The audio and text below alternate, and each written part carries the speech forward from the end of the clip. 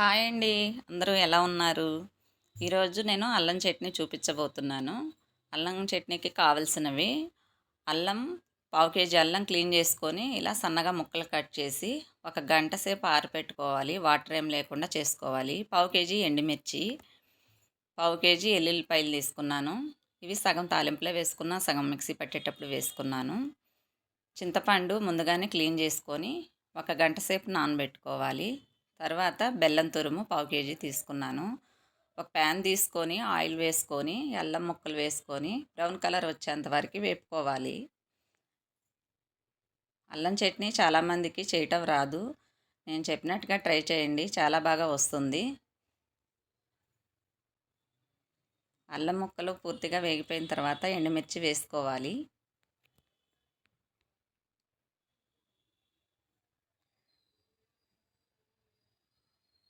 ఎండుమిర్చి కూడా వేసుకోవాలి.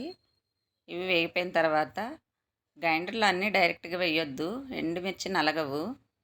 ఎండుమిర్చి విడిగా మిక్సీలో పొడి చేసుకొని అప్పుడు అన్నీ కలిపి వేసుకోవాలి, ఎందుకంటే ఎండుమిర్చి నలగవు కాబట్టి.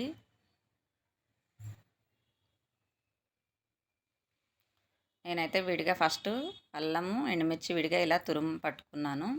తర్వాత అన్నీ కలిపి వేసుకున్నాను. అల్లం చట్నీ రెడీ అయింది. చట్నీతో పాటు తాలింపు కూడా చాలా ముఖ్యం. తాలింపులోనే సగం టేస్ట్ వస్తుంది. దీనికి అన్నీ చట్నీ ఎక్కువ ఉంది కాబట్టి ఆయిల్ ఎక్కువ వేసుకున్నాను. తాలింపులో ఎండుమిర్చి, ఆవాలు, మినపప్పు, శనగపప్పు, జీలకర్ర, ఎల్లుల్లిపాయలు, కరివేపాకు అన్నీ వేసుకున్నాను.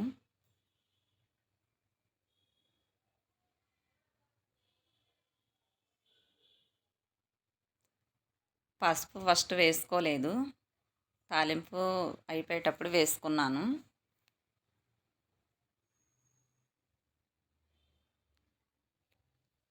తాలింపు రెడీ అయిందండి. ఇది 2 months వరకు స్టాక్ ఉంటుంది, ఫ్రిడ్జ్లో పెట్టుకొని ఉంచుకోవచ్చు. అన్ని టిఫిన్స్లోకి అల్లం చట్నీ చాలా బాగుంటుంది.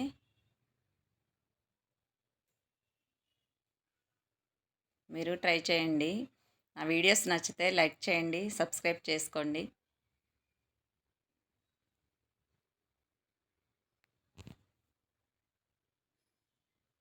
చూసారా ఎలా ఉందో అల్లం చట్నీ?